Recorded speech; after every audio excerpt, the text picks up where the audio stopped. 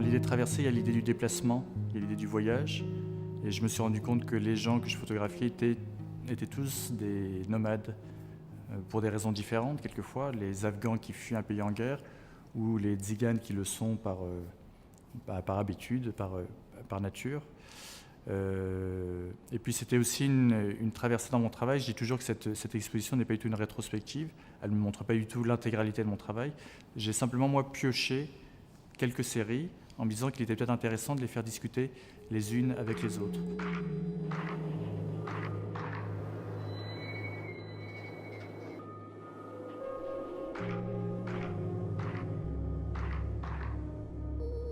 On est devant ces visages, ils sont tirés à l'échelle 1 quasiment, ils nous regardent, on met les écouteurs, ils nous parlent, ils nous disent que cette histoire a existé, ils nous disent aussi qu'ils sont toujours là pour nous la raconter, et il y a dessous donc des archives sédentaires qui font vraiment le lien en fait entre notre façon de raconter l'histoire, de l'inscrire, c'est-à-dire c'est sous forme d'écrit, et la leur qui est un témoignage oral. Donc c'était vraiment aussi l'idée d'avoir un dispositif qui questionne en fait ce que c'est que de raconter l'histoire d'une communauté qui ne l'écrit pas.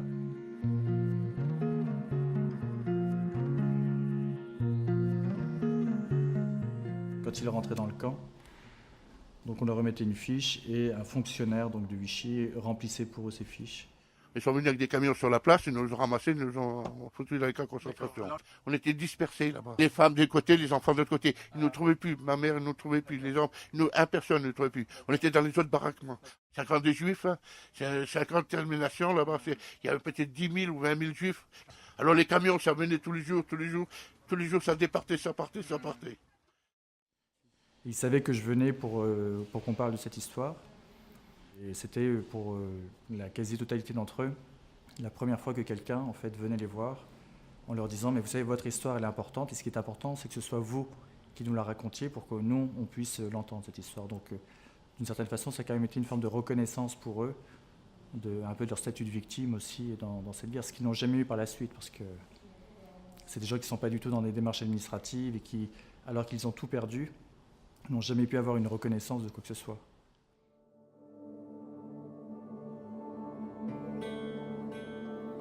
Cet accrochage du jeu de paume, je l'ai pensé un peu comme l'idée de remonter le temps d'une histoire. En fait, on commence par la fin, il y a un nuage de fumée, on ne sait pas ce que l'on voit. Après, on voit ces immeubles juste avant l'état de nuage de fumée. Après, on a un point de vue de l'intérieur, donc qui est le point de vue en fait, des habitants de ces immeubles avant que ces immeubles soient démolis. Donc, c'est des points de vue à travers les fenêtres. Et puis voilà, il y a la fin, donc on retrouve effectivement ces cartes postales. Voilà, ce qui est assez marrant, c'est que pour moi, la fin de l'histoire est en noir et blanc et le début de l'histoire est en couleur, alors qu'en général, les processus sont plutôt inversés. Et quand j'ai fait ces photographies, je voulais simplement parler d'un moment de violence, en fait. Et de ce moment de violence qui est précisément un moment d'une forme d'espèce de négation un peu d'une histoire. C'est-à-dire qu'on veut la faire disparaître, on la fait disparaître de façon violente, et c'est une façon de dire que cette histoire, on veut un peu la rayer de la carte.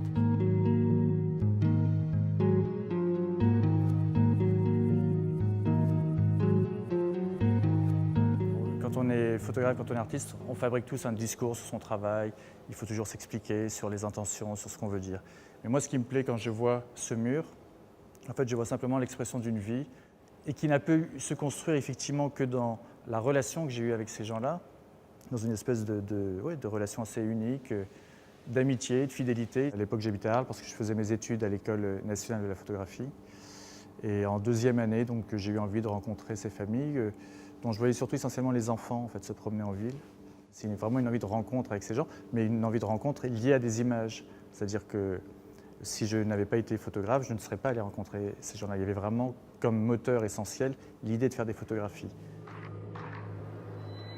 C'est un travail qui a pris des formes différentes, notamment avec cette série de photomatons, où j'ai emmené donc les enfants dans cette cabine de photomatons. Donc c'était à la fois l'idée du jeu, mais l'idée aussi de les confronter à un dispositif qui était assez normatif, systématique, toujours le même fond, la même lumière, la même distance, et de voir ce que cela produisait.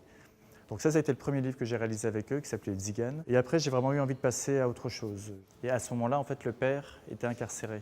Le père de cette famille que je connais bien, il était incarcéré à la prison d'Avignon. Et les enfants allaient parler avec lui pour ce qu'on appelle ces parloirs sauvages. Et donc je les ai retrouvés à ce moment-là, ces enfants, Donc ils avaient 5-6 ans de plus que quand je les avais photographiés la première fois.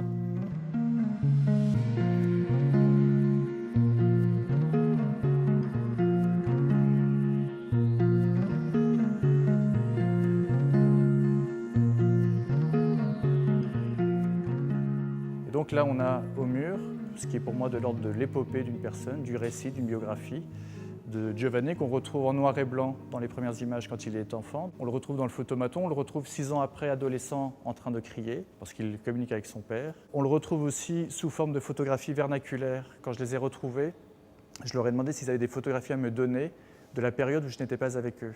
Donc ça complétait pour moi l'ensemble.